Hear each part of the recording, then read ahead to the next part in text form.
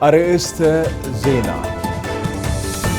ትውልድን በእውቀት የሚገልጹ ብቁ ተወዳዳሪና ራዕይ የሆኑ መምህራንን ለማፍራት በትኩረት እየሰራ መሆኑን የደቡብ ኢትዮጵያ ክልል ትምህርት ቢሮ አስታወቀ። በገዶ ዞን የ2018 ዓ.ም የደረጃ ላይ ግብር ከፋዮች ግብር አሰባሰብና የ2019 ዓ.ም የንግድ ሥራ ፈቃድ እድሳት የንቅናቄ መድረክ ተካሂዷል። ምርትና ምርታማነትን ለማሳደግ አስፈላጊውን የሕክምና አገልግሎት እየሰጠ መሆኑን በገዶ ዞን የራቤ እንስሳት ጤና ሕክምና ክሊኒክ ገለጸ። ከውጭ በዜና 7 አቤት አድርገን የምንመለከተው ጉዳይ የአውሮፓ ሀገራት በአሁኑ ወቅት እጅግ አደገኛና ለሕይወት አስጊ በሆነ የሙቀት ማዕበል ውስጥ ይገኛሉ ተብሏል። እነዚህንና ሌሎች ሰፋፊ ጉዳዮችን የስፖርት ዘገባዎችን ጨምሮ በዜና 7 አቤት አድርገን እንመለከታቸዋል።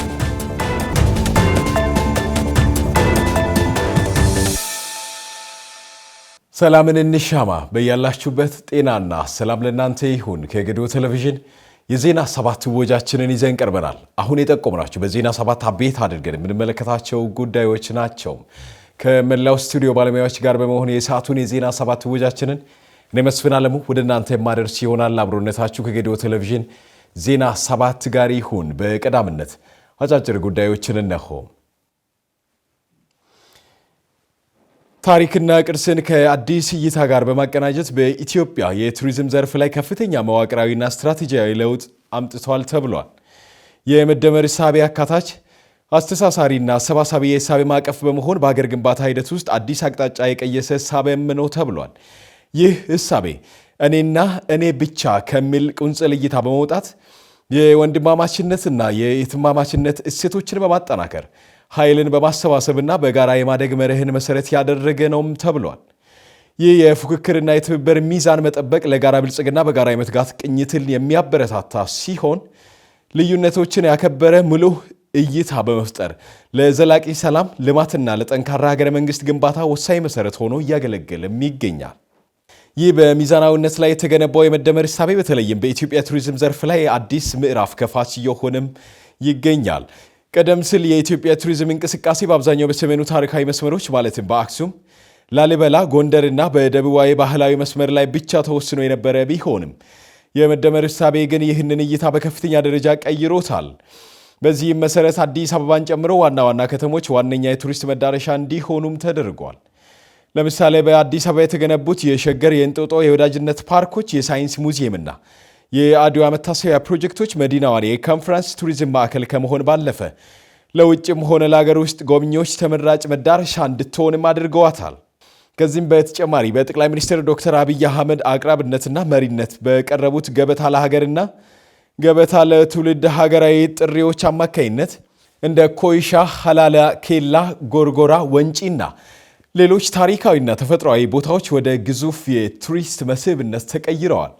የመደመር እሳቤ ዋነኛ ምሰሶ ቅንጅት በሆኑ እነዚህ የቱሪስት መዳረሻዎች ከመሰረተ ልማት ዝርጋታ ጋር ተሳስረው እንዲለሙም ተደርጓል። ወደ አዳዲሶቹ የቱሪስት ማዕከላት የሚወስዱ ዘመናዊ መንገዶች፣ የቴሌኮም አውታሮችና የኤሌክትሪክ አቅርቦቶች አብረው የተገነቡ ሲሆን የኢትዮጵያ አየር መንገድ የሀገር ውስጥ በረራዎችን ከአዳዲሶቹ መዳረሻዎች ጋር የማቀናጀት ስራም በስፋት ተከናውኗል። የኢትዮጵያ ብሮድካስቲንግ ኮርፖሬሽን የዘገበው ጉዳይ ነው። ከውጭ የቀድሞ የኢራን ጠቅላይ መሪ አያቶላ የቀብር ስነ ስርዓት ላይ በርካታ የሀገሪቱ አመራሮችን ጨምሮ በሺዎች የሚቆጠሩ ሰዎች ቢገኙም ጠቅላይ መሪው ሞጃታቤ ሐሜኔ አባታቸው ሽኝት ላይ ሳይታዩ ቀርተዋል ተብለዋል። እሁድ ዕለት በተካሄደው የጸሎት ስነ ስርዓት ላይ የቀድሞ ጠቅላይ መሪ አሊ ሐሜኒ 3 ልጆች መስዑድ፣ ሙስጠፋና ሙይሰም ከፕሬዝዳንት መስዑድ ፔዜሽኪያንና ከእስላማዊ አብዮታዊ ዘብ መሪ አህመድ ሐሜኒ ጋር ተገኝተዋል። መጋቢት ላይ ወደ ስልጣን ከመጡ አንስቶ ለህዝብ ያልታዩት ሞጃታቤ ሐሜኒን የጤና ሁኔታ በተመለከተ የተለያዩ መረጃዎች ይናፈሳሉ። አባታቸውን በገደለው የአየር ጥቃት እርሳቸውም እንደተጎዱ ይነገራል። የቀድሞ ጠቅላይ መሪ ከአውሮፓውያኑ 1989 ጀምሮ እስከ ሞቱበት የካቲት ወር ድረስ እስላማዊቷን ሪፐብሊክ መርተዋል። አርብ ዕለት የተጀመረው የአያቶላ አሊ ሐሜኒ ይፋዊ የቀብር ስነ ስርዓት በዚህ ሳምንትም በተለያዩ የኢራንና ኢራቅ አካባቢዎች መካሄድ ይቀጥላል። የኢራን ባለስልጣናት የክፍለ ዘመኑ የቀብር ስነ ስርዓት ሲሉ በገለጹት በዚህ የሽኝት ስነ ስርዓት ላይ ከ12 እስከ 20 ሚሊዮን ሰዎች ይገኛሉ ብሎ እንደሚጠበቅም ነው የተነገረው። በአሁኑ ሰዓት የሐሜኒ አስክሬን ቴህራን ውስጥ በሚገኘው ግዙፍ መስጊድ ግራንድ ሞሳላ ውስጥ ተቀምጧልም ነው የተባለው። እሁድ ዕለት በመላው ኢራን ክብረ በዓል ሆኖ የታወጀ ሲሆን አስከሬኑ ከመስጊዱ እንደሚወጣምና ዛሬ ሰልፍ እንደሚካሄድ ነው የተገለጸው። የቀብር ስነ ስርዓቱ በጥንቃቄ የተሰናዳ እንደሆነ ምን የተነገረው። በስነ ስርዓቶቹ ላይ የሞጀታቤ ሐሜኒ አለመገኘት የተስተዋለው እስራኤል ልትገድላቸው ትፈልግ ይሆናል የሚል ስጋት ባደረበት በዚህ ወቅትም ነው ተብሏል። ተፋላሚዎቹ ሀገራት በገቡበት ጠንካራ ያልሆነ ተኩስ አቁም ምክንያት ጦርነቱ ጋብ ብሎ ስምምነት ላይ ለመድረስ የሚደረገው ንግግርም ቀጥሏል። ቢቢሲ ጉዳዩን ዘግቧል።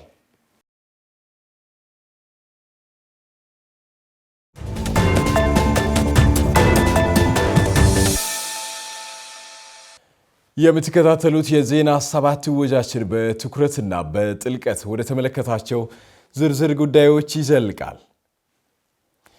ትውልድን በእውቀት የሚቀርጹ ብቁ ተወዳዳሪና አርአያ የሆኑ መምህራንን ለማፍራት በትኩረት እየሰራ መሆኑን የደቡብ ኢትዮጵያ ክልል ትምህርት ቢሮ አስታውቋል።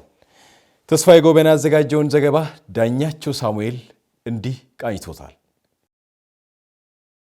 በመርሃ ግብሩ መክፈቻ እንኳን ደህና መጣችሁና እንኳን ደስ አላችሁ መልእክት ያስተላለፉት የዲላ መምህራን ትምህርት ኮሌጅ ዲን አቶ ተረፈ ሸንጦ ከመማር ማስተማር የጥናትና የምርምር ስራዎችን ጎን ለጎን በተለያዩ የማህበረሰብ አጋርነት ስራዎች ላይ የህብረተሰቡን ተጠቃሚ ያደረጉ ስራዎችን ተሳትፈው መቆየታቸውን ገልጸዋል። በደቡብ ኢትዮጵያ ክልል የዲላ መምህራን ትምህርት ኮሌጅ ከተቋቋመበት ጊዜ ጀምሮ ለአንደኛና ለሁለተኛ ደረጃ ትምህርት ቤቶች ባለፉት 12 ዙር ከ2000 በላይ መምህራን በማፍራት የሚጠበቅበትን ማህበራዊ ኃላፊነት እየተወጣ ይገኛል ብለዋል። ኮሌጁ በመደበኛ መርሃ ግብር በሰርቲፊኬት ዲፕሎማና በመጀመሪያ ዲግሪ ለ13ኛ ዙር ያሰለጠናቸውን 969 እጩ መምህራንን ማስመረቃቸውን የገለጹት አቶ ተረፈ በዲግሪ መርሃ ግብር የመጀመሪያ ጊዜ በመሆኑም አዲስ ምዕራፍና ልዩ ያደርገዋል ብለዋል።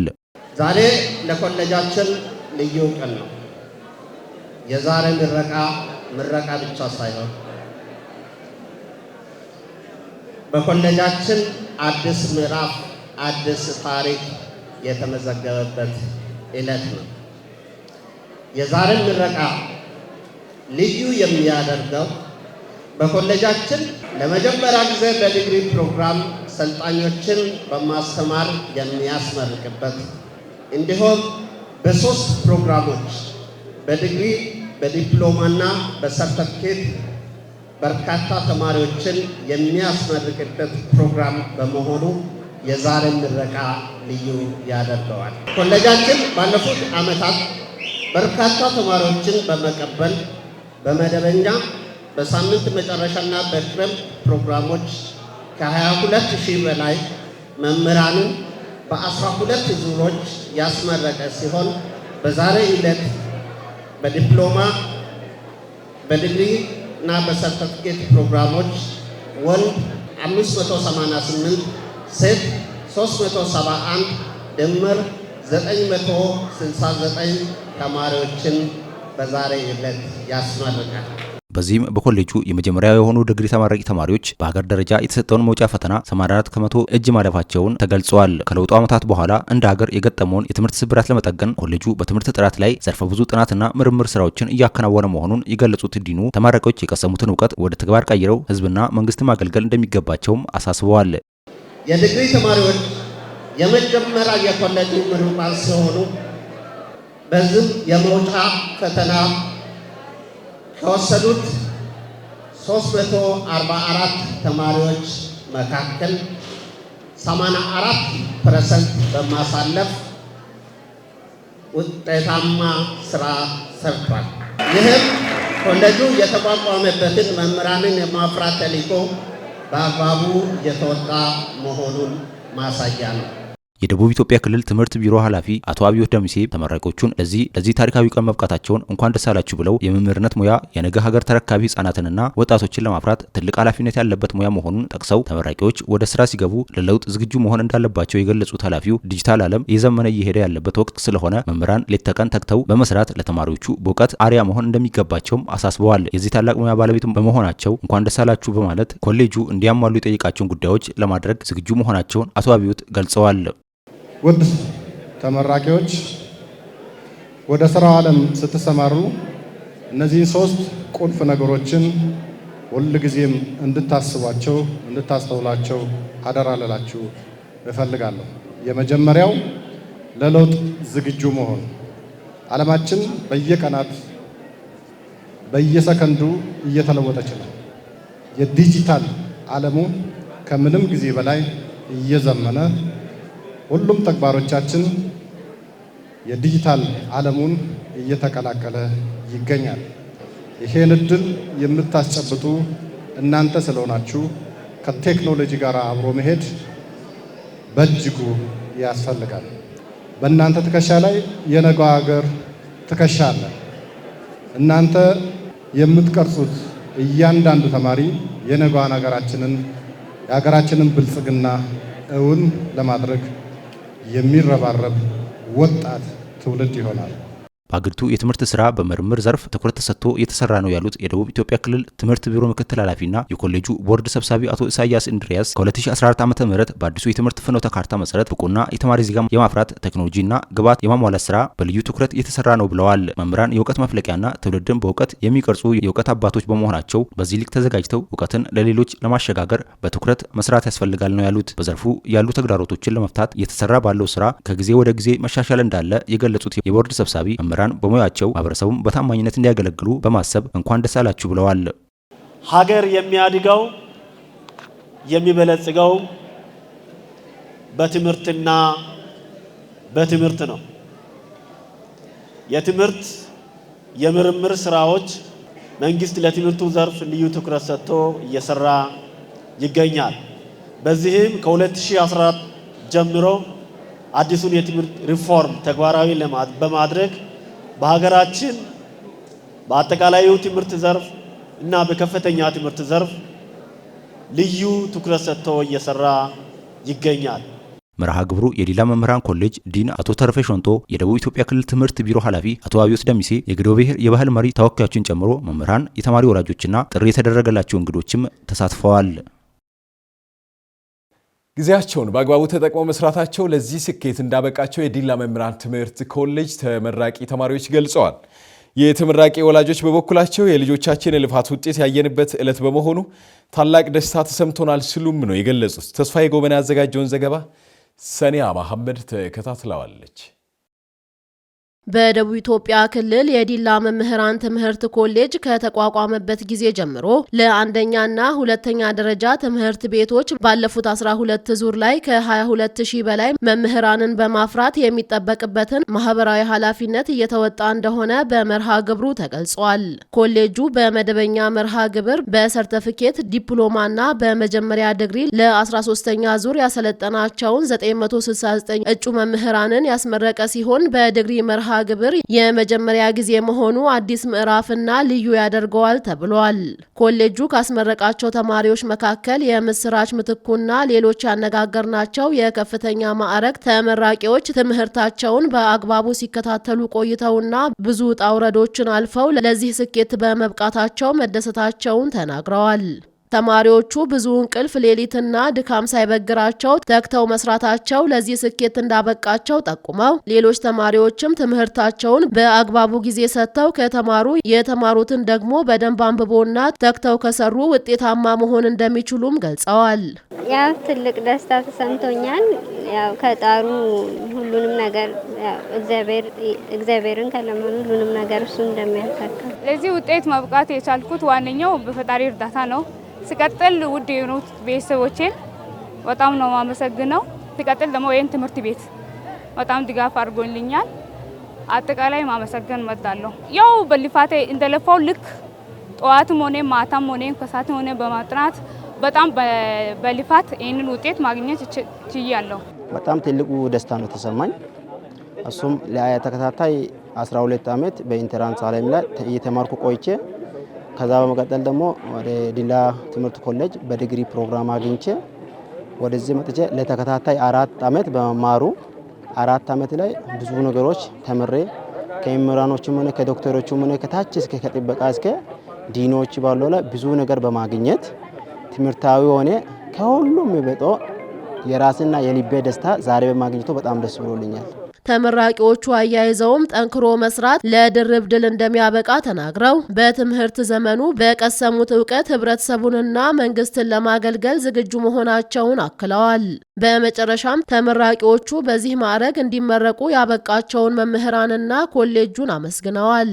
ከዚህ ወጥተን ማህበረሰባችንን ያው በታማኝነት ማገልገልና ሳይማር ያስተማረንን ማህበረሰብ ማገልገልና ታማኝና ለሀገሬ ታማኝ ሆኜ እሰራለሁ። ከኔ በላይ ደግሞ ለሀገሬ ታማኝ የሆኑትን ትውልድ ለማውጣት በዚህ ውጤት እሰራለሁ። ይሄንን ውጤት እሰራለሁ ብለ አላሰብኩም። መጀመሪያ እንደ አጋጣሚ ልጆች ፍሬሽማን ኮርስ ላይ በደንብ ስራ ካልሰራ መጀመሪያ ውጤት ካልሰራ ውጤት አይመጣም ሲሉ ነግረውኝ፣ ስለዚህ እና በቃ ጠንክሮ አንብበን 7 ኮርስ ነው የወሰዱት። 7 ኮርስን ቻርጅ ማጣት ፎር ዘጋ እና ለማንበብ እንትን ምቹ ቦታ የለም እና የምኖረው ውጪ ነኝ። ለሁሉም ችግር አይቼ ከችግር አልፈን ውጤት ደርሰን መጀመሪያ እስከዚህ ያደርሰን ቤተሰብን በልብ እናመሰግናለን። ቀጥሎ መምህራኖችን ከልብ እናመሰግናለን። ከነበረኝ ከጊዜ አንጻራቶች ወደዚህ ከመጣው በኋላ ብዙ ችግሮችን ባጋጠመኝ ግን ሞር ደግሞ ከታችኛ ከነበረ ግዛቶች በላይ ከጥበቃ እስከ ዲኑ ድረስ እስከ ዋና ዲኑ የኮሌጁ ዲኑ እስከዛ እስካለው ድረስ በጣም ነው ማመሰገን የምፈልገው።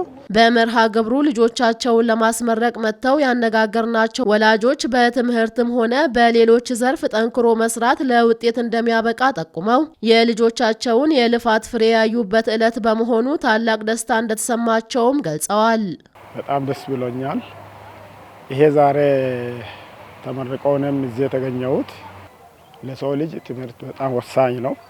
የተማረ ሰው ነው ዛሬ አገርን እየመራ ያለው፣ ለውጥ እያመጣ ያለው። በዚህ አኳኋን የሚቀልዱ ልጆችም በትምህርቱ እንዲበረቱ ተምሮ ያሉትም ተመልሶ ደግሞ ትውልድን እንዲያስተምሩ ከፍተኛ ድጋፍ ሰጣለሁኝ።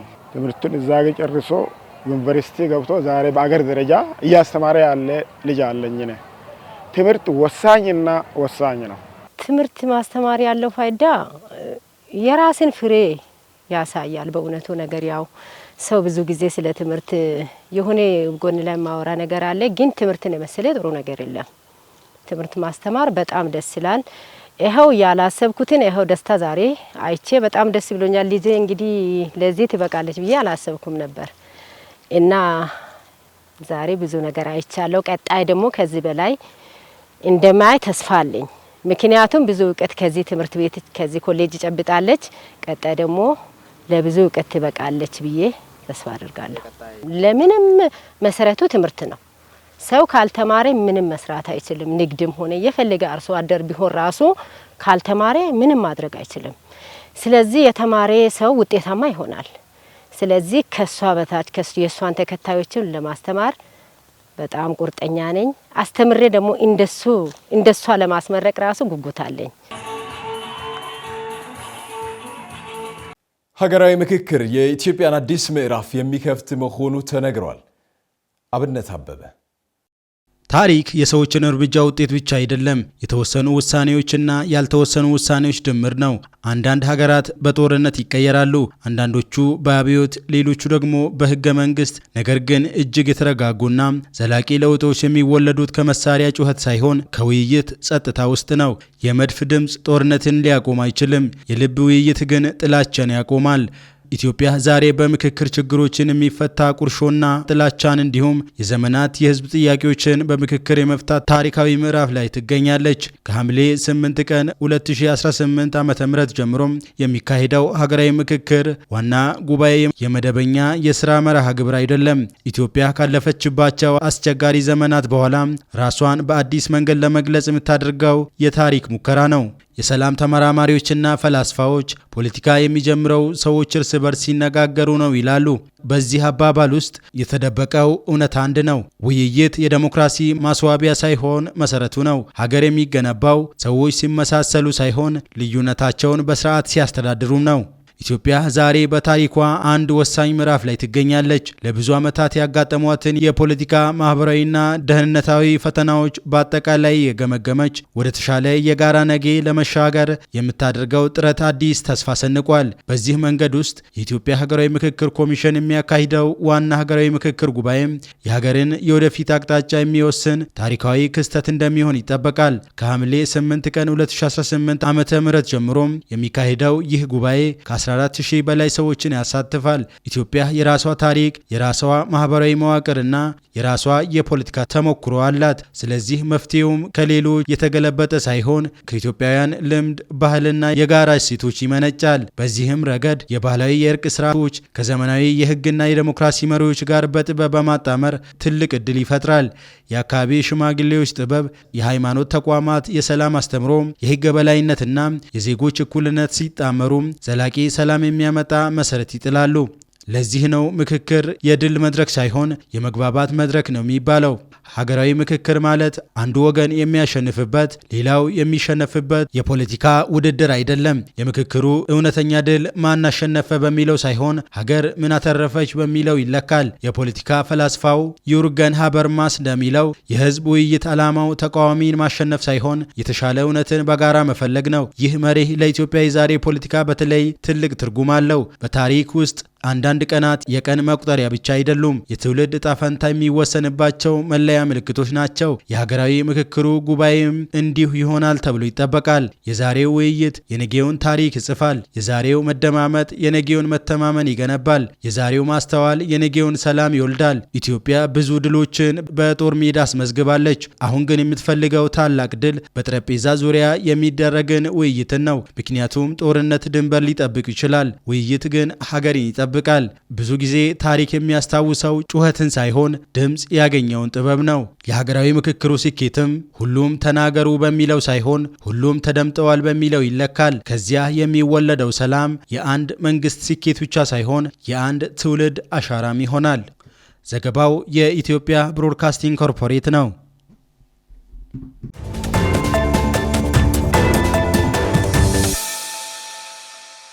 በጌዴኦ ዞን የ2018 ዓ.ም የደረጃ ለግብር ከፋዮች ግብር አሰባሰብና የ2019 ዓ.ም የንግድ ፍቃድ እድሳት ንቅናቄ መድረክ ተካሂደዋል። ወደ ተግባርም ለመግባት ቅድመ ዝግጅት መጠናቀቁ ነው የተገለጸው። ተናኘ ሳሙኤል አጠናከረችውን ዘገባ አማኑኤል ታምራት እንዲህ ተከታትሎታል። በንቅናቄ መድረክ ላይ በመገኘት መልእክት ያስተላለፉት የጌዴኦ ዞን ብልጽግና ፓርቲ ቅርንጫፍ ጽሕፈት ቤት የፖለቲካና የሕዝብ ግንኙነት ዘርፍ ኃላፊ አቶ አዲሱ አየለ የገቢ አቅምን ከጊዜ ወደ ጊዜ በማሳደግ የአካባቢውን ልማት እያፋጠነ መምጣቱን አንስተዋል። በምንሰበሰባቸው ገቢዎች በህብረተሰብ በጎ ፈቃድ የምንሰራቸው ገቢዎች እንደተጠበቁ ነው። 2018 ላይ ገቢን ላውንች ስናደርግ የዛኔ ደረጃ ሀመሯ ነው፣ አሁን የለም ነው። ከፍተኛ ትኩረት ሰጥተን በ3 ቀን በ4 ቀን በ5 ቀን በሳምንት ውስጥ 100% የተረጃለን ሀመሯን ገቢ ማጠናቀቅ እንደቻልን በዛው ልክ ደግሞ ልማትም መስራት እንደቻልን መዋቅሮች ምስክሮች ናቸው። የገቢ አሰባሰብ ስራችን በሚፈለገው መጠን ውጤታማ እንዲሆን እንደ ዞኑ ያሉንን የገቢ ጸጋዎችን በመለየት አሟጦ መጠቀም እንደሚያስፈልግ አንስተው እንደ ዞን ከሚሰበሰቡ ገቢዎች መካከል ማዘጋጃ ቤታዊ ገቢ አንዱ እንደሆነ ተናግረው በዘርፉ የተሰበሰበው ገቢ አፈጻጸም ዝቅተኛ በመሆኑ የአሰባሰብ ሂደቱን በማዘመን ትኩረት መደረግ እንዳለበት አንስተዋል። ግንዛቤ ማስጨበጥ ላይ ሰፊ ስራ መሰራት መቻል አለበት። ምክንያቱም ግብር ለምንድን ነው የሚሰበሰበው? ለምን ጥቅም ይውላል? ለምን ዓላማ ይውላል? ግብር ካልሰበሰብን ደግሞ ምን ነገሮች ይመጣሉ? ከመንግስት ምን ይጠበቃል? ከህዝብ ምን ይጠበቃል? ከህዝብ የሚጠበቀውን ህዝቡ እንዴት መወጣት አለበት የሚለው ነገር ላይ በቂ ግንዛቤ መስጠት፣ ማስጨበጥ፣ ማስተማር ከኛና ከሚመለከተው ባለድርሻ አካላት ጋር ይፈለጋል ማለት ነው። እንደ አመራርም እነዚህ ነገሮችን ትኩረት ሰጥተን ግንዛቤ ማስጨበጥ ስራ ላይ በደንብ መስራት አለብን። የገቢም ባለሙያ የገቢም አስተባባሪዎች ይህን ጉዳይ ወስደው በትክክል ህዝባችን አውቆ የነጋዴው ህብረተሰብ በትክክልም ግብር መክፈል አለብኝ፣ መንግስት ከኔ ይፈልጋል የሚል በቂ እውቀት ጨብጦ የሚጠበቅበትን ግብር በጊዜ እንዲከፍል፣ በጊዜ ለመንግስት ገቢ እንዲያደርግ ማስተማር፣ ማስተባበር፣ ግንዛቤ መፍጠር ከኛ ይጠበቃል ማለት ነው። የገደኦ ዞን ገቢዎች መምሪያ ኃላፊ አቶ ጌቱ ታምሩ ዞናዊ የገቢ አፈጻጸም በየዓመቱ መሻሻሎችን እያሳየ እንደሆነ ተናግረው የህዝቡን የመልማት ፍላጎት ለመመለስ በትኩረት መሰራት እንዳለበት ገልጸው የ2018 የደረጃ ላይ ግብር ከፋዮች ግብር አሰባሰብና የ2019 ዓ.ም የንግድ ፍቃድ እድሳት በተቀመጠው ጊዜ ገደብ ለማጠናቀቅ አስፈላጊውን የቅድመ ዝግጅት ስራዎችን መሰራት እንዳለበትም አሳስበዋል። የ2018 የደረጃ ለግብር አሰባሰብን አስመልክቶ ባለፈው 2017 ዓመተ ምህረት አጠቃላይ አፈጻጸማችን ምን ይመስል ነበር? በተሻሻለው አዋጅ 1395/2017 በወጣ አዋጅ መሰረት ቀድሞ የነበረው አጠቃላይ ግብር ከፋዮች ደረጃ ሀመሮሃ ለና ሀለታ ተብሎ በሶስት ይከፈል ነበረው። አሁን በሁለት ደረጃ ብቻ ነው ግብር ከፋዮች የተመደቡት፣ ደረጃ ሀለታና ደረጃ ላይ ነው። ከዚህ ጋር ተይዞ የአከፋፈል ስርዓቱም ደግሞ በዚህ አዋጅ በተደነገገው መሰረት ከዚህ በፊት 2017 በተከፈለው ግብር መነሻ በየ3 ወሩ ቅድመ ግብር እንዲከፈል ደረጃ ለም ደረጃ ሀለታም እንዲከፍሉ የተደረገ አለ። ከዚህ ጋር ተያይዞ እስካሁን ያለው አፈጻጸም ምን ይመስላል የሚለውን በጥንካሬም በጉድለትም የነበሩ ጉዳዮችን በመገምገም ቀጥሎ ደግሞ የ2018 ግብር አሰባሰብን አስመልክቶ ከሐምሌ 1 ጀምሮ በአጭር ቀናት ውስጥ እንዴት ሰብስበን ማጠናቀቅ አለብን የሚለው ነገርና ቀጥሎ ደግሞ ከዛ ጋር ተይዞ የንግድ ስራ ፍቃድ እድሳትንም አስመልክቶ እንዴት በአጭር ቀናት ውስጥ ማሳካት እንችላለን የሚለው የሚመለከታቸው ባለድርሻ አካላት ሁሉ እዚሁ በተገኙበት ውይይት እያደረግን እንገኛለን። ከእጅ ንክኪ የጸዳ የአንድ መስኮት አገልግሎት የሚሰጥበት አሰራር መዘርጋቱን የገለጹት የገደኦ ዞን ንግድና ኢንዱስትሪ ልማት መምሪያ ኃላፊ ወይዘሮ ሰላማዊት ያሬድ በቴክኖሎጂ የተደገፈ የታክስ ስርዓት እንደሚተገበር በመግለጽ ዘንድሮ በበጀት ዓመቱ ሁሉም የገቢ አማራጮችን አሟጦ ለመሰብሰብ ልዩ ትኩረት እንደሚሰራም አንስተዋል። በቴክኖሎጂ ይፈጸማል ሁለቱም ተግባራት ስንል እንግዲህ ከገቢ አንጻር በቴሌብር ብቻ ገቢ የሚሰበሰብበት ከእጅ ንክኪ የጸዳ የሚሆንበት ነው። እንደ ንግድ ደግሞ ስንመጣ የንግድ ፍቃድ አዲስም ሆነ የማደሱ ስራ በኦንላይን ወይስ በኢትሬድ ብቻ የሚሰጥበት ከንክኪ የጸዳ አገልግሎት የሚሰጥበት ነው። እንደ ሀገራችንም ወይስ እንደ ኢትዮጵያችንም ስናይ ያው ዲጂታላይዜሽን ላይ ወቅት ላይ ነው ያለነው። ከዚህ ጋር ተያይዞ የትኛውም ስራ ከእጅ ንክኪ በጸዳ ልኩ በቴክኖሎጂ የሚፈጸምበት ወቅት ላይ ስላለን ሁለቱም ተግባር የንግዱንም የገቢውን ስራዎች በቴክኖሎጂ ብቻ የሚፈጸምበት አግባብ ነው ማለት ነው። ሐምሌ 1 የሚጀምረው የግብር ዘመን የታክስ አሰባሰብና የንግድ ፍቃድ እድሳት በአጭር ጊዜ ውስጥ ለማጠናቀቅ በሁሉም መዋቅሮች በቅንጅት መንቀሳቀስ እንዳለባቸውም አንስተዋል። በተለይ የሚሰበሰቡ ገቢዎች ህጋዊ በሆነ ደረሰኝ መሰብሰብ ስላለበት ፋይናንስ እጅጉኑ አስፈላጊ ነው ማለት ነው። ደረሰኞችን ተደራሽ ከማድረግ አንጻር ፋይናንስ እጅግ አስፈላጊ ነውና እኚህ ባለድርሻ አካላት በቅንጅት ከሰሩ ገቢውን በአግባቡ የሚሰበሰብበት ሲቀጥል ደግሞ ነጋዴ ማህበረሰብም በተሻለ ልኩ ፍቃዱን አድሶ በነጻነት እንዲሰራም ጭምር ምቹ ሁኔታ የሚፈጥር ስለሆነ ከዚህ አንጻር የሁሉም የባለድርሻ አካላት መቀናጀት እጅግ ወሳኝ ነው ማለት ነው። ይህን አሰራር ተግባራዊ በማድረግ የተሻለ ውጤት ለማምጣት ቅድመ ዝግጅት ማድረጋቸውንም የተናገሩት ደግሞ ባለድርሻ አካላት ናቸው። የ2018 ግብር ለመሰብሰብ ዝግጅት አድርገናል። ለህዝብ የማሳወቁንም ስራ ጀምረናልና በዚሁ ግለት ቀጣዩን የማሳወቁን ስራ በደንብ እንሰራና ሐምሌ 1ን በይፋ የምናስጀምር ነው የሚሆነው። ዘንድሮ ለየት የሚያደርገው በኦንላይን ነው ንግድ ፍቃድ፣ ግብርም ደግሞ በቴሌብር ነው። ለዚህ ሁሉም ነጋዴ ማህበረሰብ ነው ራሳቸው ማዘጋጀት መቻል አለባቸው። ቀላልም ነው። በደንብ ሳይጨናነቁ ይሄንን ባህል እያደረጉ እንደ ሀገር የተጀመሩ ስራዎችን በደንብ አጠናክሮ መሄድ መቻል አለባቸው። የህብረተሰቡ ግንዛቤ በወሳኝ ኩነቶች አመዘጋገብ ስርዓት እንዲጨምርና እንዲያድግ ዘርፈ ብዙ ስራ እየተሰራ መሆኑን የገደኦ ዞን የወሳኝ ኩነቶች ጽሕፈት ቤት ገልጸዋል። ወሳኝ ኩነት ምዝገባ ላይ ማህበረሰብ በንቃት እንዲሳተፍ ዘርፈ ብዙ ስራ እየተሰራ መሆኑም ነው የተገለጸው። ሻናን ዋቆ ዘገባውን አዘጋጅቶታል። ምህረት አክሊሉ በይርጋ ጨፌ ከተማ በተካሄደው መድረክ ላይ የተገኙት የጌዴኦ ዞን ወሳኝ ኩነቶች ምዝገባ ጽሕፈት ቤት ኃላፊ አቶ አባተ ገበየው እንደተናገሩት ለማህበረሰቡ ግንዛቤን የማስጨበጥ በርካታ ስራ እየተሰራ መሆኑን አመላክቷል። እንደ ወሳኝ ኩነት የምንመዘግበው በዋናነት እንደ ሀገራችን ከ10 የማንሱ ወሳኝ ኩነት ተብለው የተለዩ ጉዳዮች አሉ በአዋጅ የተጠቀሱ። ነገር ግን እንደ አካባቢያችንም በተለየ መልኩ ትኩረት ሰጥተን እየሰራን ያለ ነው 4 ዋና ጉዳዮች ናቸው። ከዛ ውስጥ የልደት አለ፣ የጋብቻ የፍቺና የሞት ነው።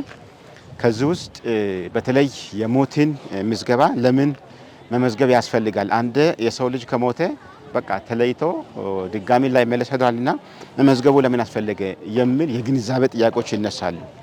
እኛ ደግሞ እንደዛ አይነት ጥያቄዎችን ለመመለስ የግንዛቤ ጥያቄዎችን ክፍተቶችን ለመሙላት ከባለድርሻ አካላት ጋር ሆነን ሰፋ ባለ መልኩ የግንዛቤ ስራዎችን የሰራንበት አመት ነው። ኃላፊው አያይዘውም 2018 ዓመተ ምህረት እቅድ አፈጻጸም በመገምገም በቀጣይ ተጠናክሮ መሰራት እንዳለበትም አንስተዋል። ይህ ጉባኤ የዚህ የ2018 እቅድ አፈጻጸምን እንደ ዘርፍ የገመገመና በጥንካሬ የተለያዩ ጉዳዮች ተጠናክረው እንዲቀጥሉ በላቀና በራቀ መልኩ በቀጣይ እንዲሰሩ በጉድለት ደግሞ የተለያዩ ጉዳዮች በቀጣይ በፍጥነት እንዲታረሙና ክፍተቶቹ እንዲሞሉ ጉባኤተኛ ወይም ተሰብሳቢው በሰፊው ተወያይቶ አቅጣጫ ያስቀመጠበት ጉባኤ ስለነበረ ከዓላማው አንጻር የተሳካ ጉባኤ አካሂደናል ብለን ማንሳት እንችላለን። የወሳኝ ኩነት ምዝገባ በቅርብ የተጀመረ ሲሆን ከጊዜ ወደ ጊዜ በርካታ ለውጥ እየታየ ይገኛል ሲሉ በጽህፈት ቤቱ የዘርፉ አስተባባሪ አቶ አማረ በቀለ ተናግረዋል። የወሳኝ ኩነቶች ምዝገባ የምንለው ዘርፍ አንድም ዘመናዊነት ነው። ባደጉት ሀገራቶች ሰዎች በስፋት የሚጠቀሙት ዘርፍ ነው። ወደኛ ሀገር ስንመጣ ግን የተጀመረውን ቅርብ ጊዜ ነው። 2008 ዓመተ ምህረት ነው ተጀመረው። ከተጀመረ ጊዜ ወዲህ ግን በርካታ ለውጦች እያየን ነው። ከጊዜ ወደ ጊዜ የህዝቡ አወርነስ የህዝቡ ግንዛቤ እየጨመረ የመጣበት አግባብ ነው ያለውና በየጊዜ የትምህርትና ስልጠና የመስጠት ህዝቡን አወርነስ የመፍጠር ስራ እየሰራን ነው። በዚህ አመት ራሱ ብዙ ግንዛቤ ስራ በመስራታችን ከፍተኛ ቁጥር ከጊዜ ወደ ጊዜ እየጨመረ የመጣበት አግባብ ነው ያለው።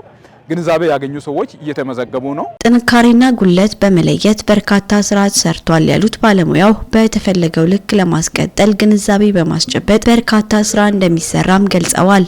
ከምንሰጣቸው አገልግሎቶች አንዱ ይሄ ዘርፍ ከሚሰራቸው ስራዎች አንዱ የወሳኝ ኩነቶች ምዝገባ ነው። የወሳኝ ኩነቶች ምዝገባ የምንላቸው እንደ ኢትዮጵያ ከተቀበልናቸው ምዝገባዎች 5ቱ ኩነት ላይ እንሰራለን። 4ቱ አንደኛ ልደት ነው፣ ሁለተኛ ጋብቻ ነው፣ ሶስተኛ ፍቺ ሲሆን መጨረሻም የሰው ልጅ ተወልዶ መጨረሻ ከዚህ ምድር የሚሰናበተው በሞት ስለሆነ በሞት ይመዘገባል ማለት ነው። እነዚህ 4 ኩነቶችን እንመዘግባለን። 5ኛ የምንለው ጉድፈቻ የራስም የወገን የቤተሰብም ሊሆን ይችላል። የራስ ያልሆነ እንደ ራስ አድርጎ ማሳደግ፣ በህግ ወስቶ ማሳደግ፣ ጉድፈቻ ማድረግ ህጋዊ በሆነ መንገድ ማሳደግ ነውና እነዚህ 5 ኩነቶችን እየመዘገብን ያለ ነው። የኑሮ ውድነትን ለመቀነስ ሁሉም የማህበረሰብ ክፍል ወደ ስራ በመሰማራት ኑሮ ውድነትን መቀነስ ያስፈልጋል ሲሉ የይርጋ ጨፌ ከተማ ፋይናንስና ፕላን ልማት ጽህፈት ቤት ኃላፊ አቶ እድሉ ተስፋዬ ተናግረዋል።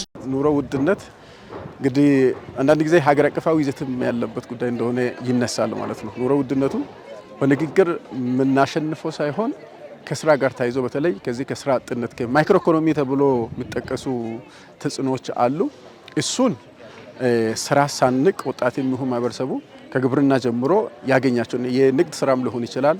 የተማረ ሰውም በሙያ ስራውን ሳይንቅ መስራት እንዳለበት ያው ሰው ምኖረው ለመብላት ባይሆንም እንኳን ሊኖር መብላት አለበት፣ ህይወት እንዲቆይ መብላት አለበትና ስራ ግን ሳይሰራ እንግዲህ በየቤተሰብ ያለው ነባራዊ ሁኔታ ስናይ ምርታማ የሰው ኃይል የምንለው የስራ ላይ እየተጋ ያለው ውስን አካል ከመሆኑ ጋር ታይዞ አሁን ካለው ከህዝብ ብዛትም ጋር ታይዞ የአቅርቦትና የፍላጎት ክፍተትም ያለበት ከመሆኑ ጋር ታይዞ መስራት ወሳኝነት እንዳለው መንግስትም እንድንሰራ ማሳችን ባዶ እንዳይሆን ጾም እንዳያድር አቅጣጫ እያስቀመጠ ያለበት ሁኔታ አለና ለማህበረሰቡ የወሳኝ ኩነት ሂደት ላይ ግንዛቤ በመስጠት መቆየታቸውን በማንሳት እንደ ይርጋ ጨፌ ከተማ በርካታ ስራ መሰራቱን አቶ ገበየው ጉቤ የይርጋ ጨፌ ከተማ ወሳኝ ኩነት ጽህፈት ቤት አስተባባሪ ተናግረዋል።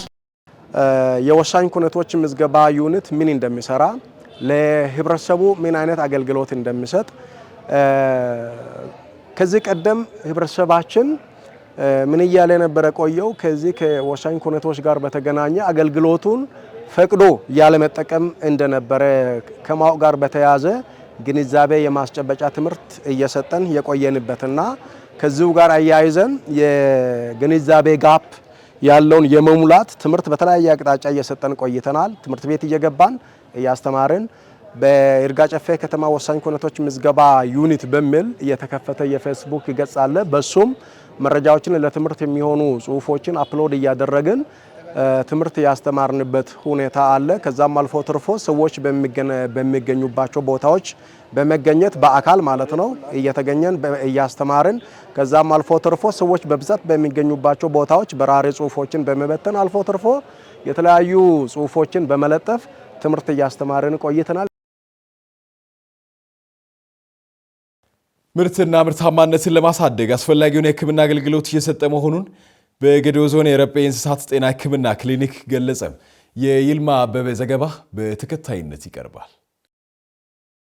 ጤናማ የአመጋገብ ስርዓትን ለማረጋገጥና የወጪ ንግድን ለማሳደግ በኢትዮጵያ እንስሳት ልማት ዙሪያ ጤናቸውን መጠበቅና በሽታን መከላከል በዘላቂነት መቆጣጠር ላይ ሰፊ ተግባራቶች እየተከናወኑ ይገኛሉ። በዘመናዊ የሕክምና ስርዓት የታገዘ እርባታን ማከናወን ጤናቸው በተገቢ መንገድ የተጠበቁ የእንስሳት ሀብት ልማት ባለቤት ሀገሪቱ እንድትሆን ያስችሏታል። ስለ ጠቀሜታው በክሊኒኩ የሕክምና ባለሙያ አቶ ቴዎድሮስ ምትኩ ይገልጻሉ።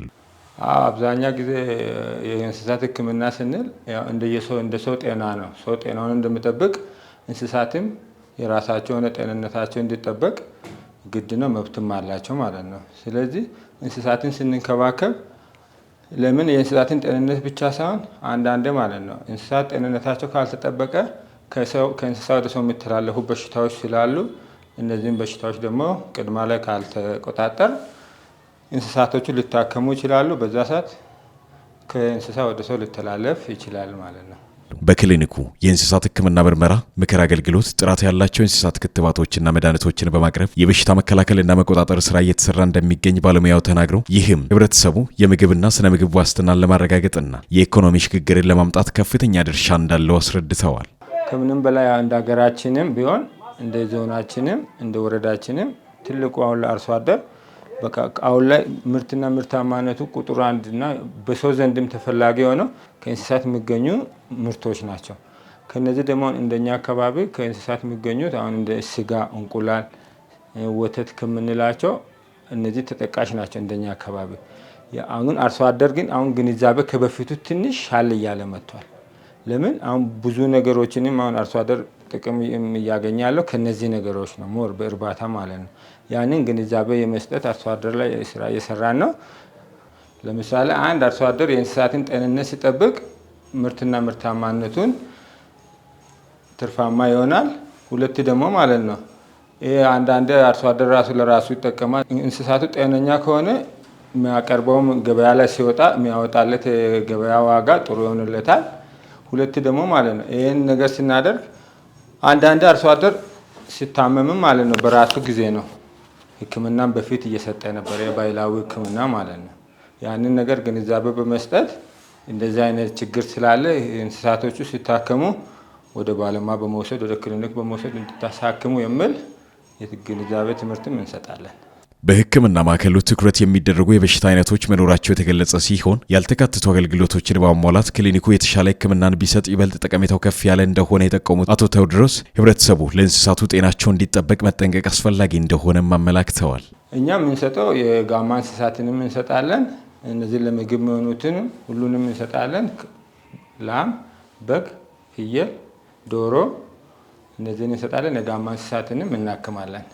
ያው የህክምና ስርዓቱ ያው አንዳንድ የሚታመሙ አሁን እንደኛ አካባቢ ያሉ በሽታዎች አሉ የሚታወቁ ማለት ነው። የውስጥ ጥገኛ፣ የውጭ ጥገኛ፣ አባሰንጋ፣ አባጎርባ፣ ፓስቶሎሲስ የሚባሉ በሽታዎች አሉ። እነዚህን እናክማለን።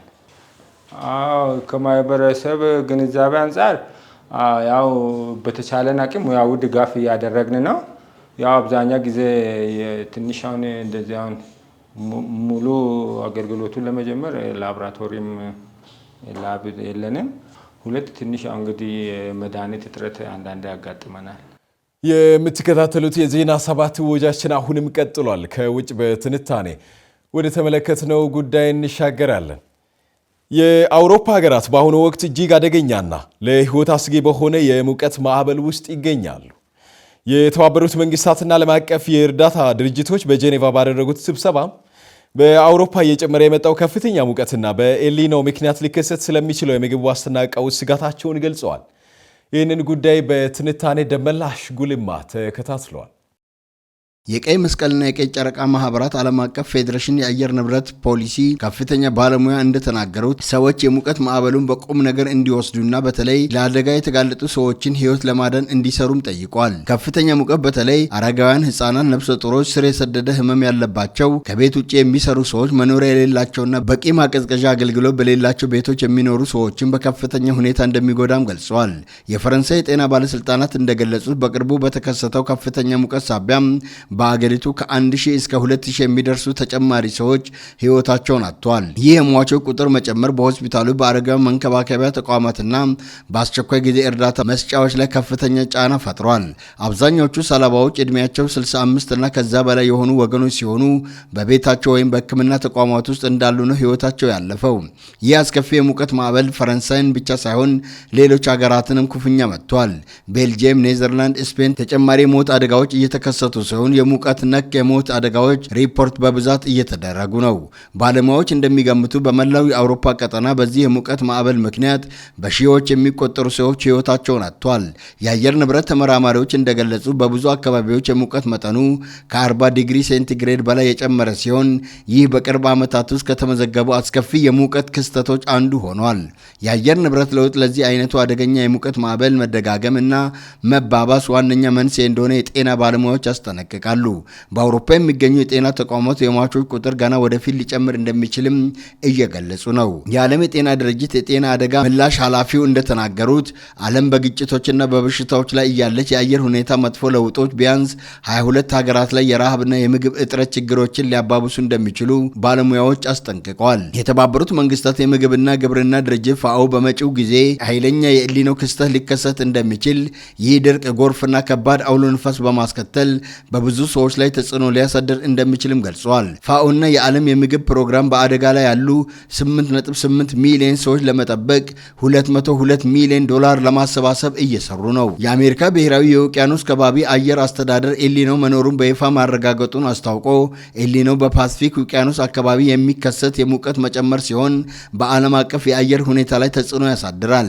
በፈረንሳይ፣ ጣሊያንና ስፔን እየተመዘገበ ያለው ከፍተኛ የሙቀት መጠን ለህዝብ ጤና ስጋት መደቀኑ ተሰምቷል። የሜትሮሎጂ ተቋማት የሙቀት መጠኑ ከ40 ዲግሪ ሴልሺየስ በላይ ሊደርስ እንደሚችል በመተንበይ ለዜጎቻቸው የሙቀት ማስጠንቀቂያ አስተላልፏል። ይህ ከባድ የአየር ንብረት ክስተት በተለይ ህፃናት፣ አረጋውያንና ስር የሰደደ የጤና እክል ያለባቸው ወገኖች አደጋ ላይ ጥሏቸዋል። የየሀገራቱ መንግስታት ዜጎች በፀሐይ በቀጥታ ከመጋለጥ እንዲቆጠቡ፣ በቂ ውሃ እንዲጠጡና በአስፈላጊ ሁኔታዎች ብቻ ከቤት እንዲወጡ አሳስበዋል። በአንዳንድ አካባቢዎች የስራ ሰዓት ማስተካከያዎች የተደረጉ ሲሆን ቀዝቃዛ የህዝብ መጠለያዎችም ተከፍተዋል። ሳይንቲስቶች ይህ የሙቀት መጠን መጨመር የአየር ንብረት ለውጥ መገለጫ መሆኑን በመጥቀስ መጪው ጊዜ አስቸጋሪ ሊሆን እንደሚችልም አስጠንቅቀዋል። ባለስልጣናቱ የነፍስ አድንና የህክምና ተቋማት ለአደጋ ዝግጁ እንዲሆኑ ትዕዛዝም አስተላልፈዋል። በቀደሙ ዓመታት ኢትዮጵያ ከ40 በመቶ በላይ የደን ሽፋን እንደነበራት የግብርና ሚኒስቴር መረጃ ያመለክታል። ይሁንና ዘላቂ ባልሆነ የተፈጥሮ ሀብትና የመሬት አጠቃቀም የደን ሽፋናው ተመናምኖ ወደ 3 በመቶ ወርዶ ነበር። ይህን ተከትሎ የብዝሃ ህይወት መመናመን በተለይ የመሬት ለምነት መሟጠጥና ምርታማነት መቀነስ፣ የውሃ አካላት በደለል መሞላትና የመጠን መቀነስ እንዲሁም መጥፋት ሀገሪቱን ለከፋ ድርቅና ጎርፍ፣ ህዝቡንም ደግሞ ለምግብ ዋስትና ችግሮች ተጋላጭ አድርጎ ቆይቷል። ከጊዜ ወደ ጊዜ እየጨመረ የመጣውን የተፈጥሮ ሀብት መመናመን የአየር ንብረት ለውጥ የሚያደርሰውን አሉታዊ ተጽዕኖ ለመከላከል የግብርናውን ዘርፍ ምርትና ምርታማነት ለማሳደግ ብሎም ዘላቂነት ያለውን አረንጓዴ ኢኮኖሚ ለመገንባት እንዲቻል የተፈጥሮ ሀብትን መጠበቅና በዘላቂነት መንከባከብ ቅድሚያ የሚሰጠው ተግባር ነው። ይህንን ችግር ለማስወገድ በኢትዮጵያ በ2011 ዓ.ም ጀምሮ የአረንጓዴ አሻራ የችግኝ ተከላ መርሃ ግብር ተጀምሯል። በመርሃ ግብሩም በየዓመቱ በቢሊዮን የሚቆጠሩ ችግኞችን በሁሉም የአገሪቱ ክፍሎች የዝናብ ወቅትን ጠብቆ የመትከልና የመንከባከብ ስራዎች እንደተከናወኑ ይታወቃል። መረጃዎች እንደሚያመለክቱት በመጀመሪያው ዓመት አረንጓዴ አሻራ የችግኝ ተከላ መርሃ ግብር 4 ቢሊዮን ችግኝ ለመትከል ታቅዶ 4.7 ቢሊዮን ችግኝ መተከሉ ይታወቃል። የትኛውም ማህበረሰብ ለአካባቢ ጥበቃ ያለው ኃላፊነት እንዲሰማው በማድረግ የአየር ንብረት ለውጡን ልንከላከል ይገባል ሲሉ አፍሪካ ኒውስ፣ ቢቢሲ እና ፋና ብሮድካስት ኮርፖሬሽን ዘግቧል።